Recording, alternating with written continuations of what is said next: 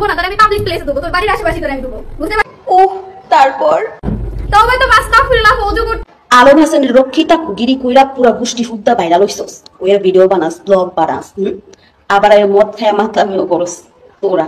তুই আমার এলাকায় আয় দুবি, তোরে তো আমি নিজে অ্যাড্রেস দিছি রে, ঈদের 2 দিন আগে বুঝলা গেছস, তোরে আমি নিজে অ্যাড্রেস দিছি, আহিস আমার এলাকায়।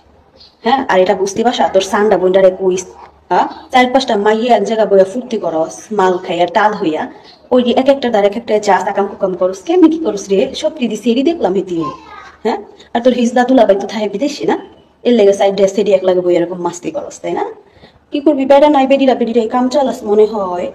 শোন, আমার এলাকায় তুই আহিস, আর আলমের রক্ষিতা তোরা সবগুলো আসছিলি, এর লেগে তখন গোষ্ঠী উল্টা আলম দিয়া ভাইরাল হইছস, ভাইরাল হইয়া ভিডিও বানাস মানুষ নিয়ে।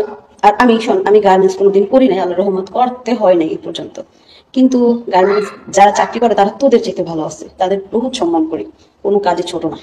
বেয়াদব, নিজের এলাকায় তুই নিজে থাকতে পারস না, স্বামী ঘরের ভাত জুটে নাই কপালে, খাইতে পারস না, বাপের বাড়ির তো মান সম্মান তো যে ক্যারেক্টার লেগেছে, বাপের বাড়িতে যায় থাকতে পারস না, আগে থাকস পাতাই না বোনের বাড়ি কইরা, হ্যাঁ কামলা দিয়া খাস এনে বড় বড় কথা। তোর সান্ডা যে একটা বইন, কি বইন আল্লাহ জানে, সান্ডারের কথা কইতে আমার না কইস, আমার গায়ে গন্ধ না, কত বেটি গুদারে বেড়া গুদারে যায় যে আমার গায়ে গন্ধ, এরা জ্বালাইছে আমার দেখাই।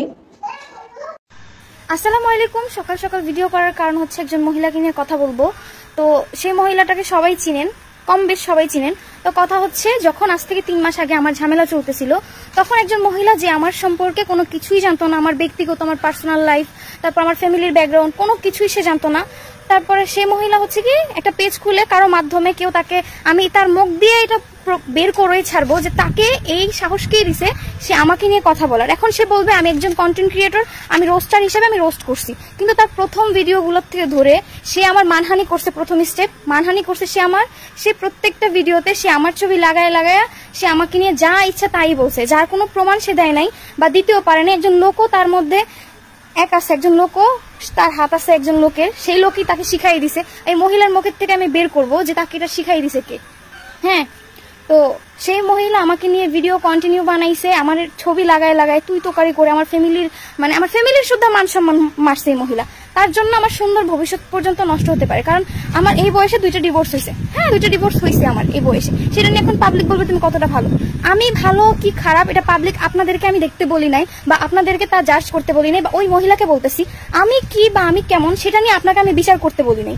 আপনি আমার ব্যক্তিগত পার্সোনাল লাইফ এন্ড হচ্ছে আপনি আমার ছবি অ্যাডজাস্ট করে প্রতিনিয়ত আমাকে হ্যাঁ প্রতিপন্ন করছেন, সোশ্যাল মিডিয়াতে আমার মানহানি করছেন, তার বিরুদ্ধে আমি খুব শীঘ্রই স্টেপ নিব। এতদিন নিতে পারিনি কারণ হচ্ছে আমার ফ্যামিলি থেকে আমি সেই সাপোর্টটা পাই না। বাবা মা বলছে যে বাদ দিয়ে দে, চুপ করে থাক, একদিন সব ঠিক হয়ে যাবে। কিন্তু আমি দেখতেছি যে যতদিন যাচ্ছে আপনার সাহস তত বাড়তেছে। প্রথম অবস্থায় আপনাকে চুপ করে দেওয়ানো আমার উচিত ছিল, কিন্তু আমি সেটা করি নাই।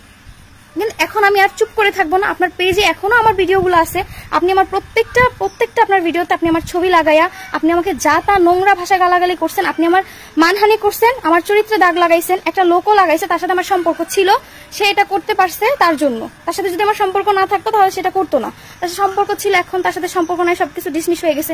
কিন্তু এই মহিলা আমার ছবি অ্যাডজাস্ট করে তার পেজ দাঁড় করাইলো, নিজে ইনকাম করতেছে, একটা মেয়ের মানহানি করে আপনি ইনকাম করতেছেন। আপনি একজন মেয়ে হয়ে আপনি আমার মানহানি করছেন, এখন আপনি বলবেন আপনি রোস্ট করছেন। আমি আপনাকে রোস্ট কিভাবে করতে হয় আমি আপনাকে শিখাই দিব। আপনি সেটা জানেন না একটা মানুষকে কিভাবে রোস্ট করতে হয়। বাংলাদেশে আরো কন্টেন্ট ক্রিয়েটর আছে, তারাও কিন্তু মানুষদেরকে নিয়ে রোস্ট করে, কিন্তু আপনার মতো না। আপনি হচ্ছেন, সেটা আমি আপনাকে সামনাসামনি বলবো আপনি কিরকম, ঠিক আছে?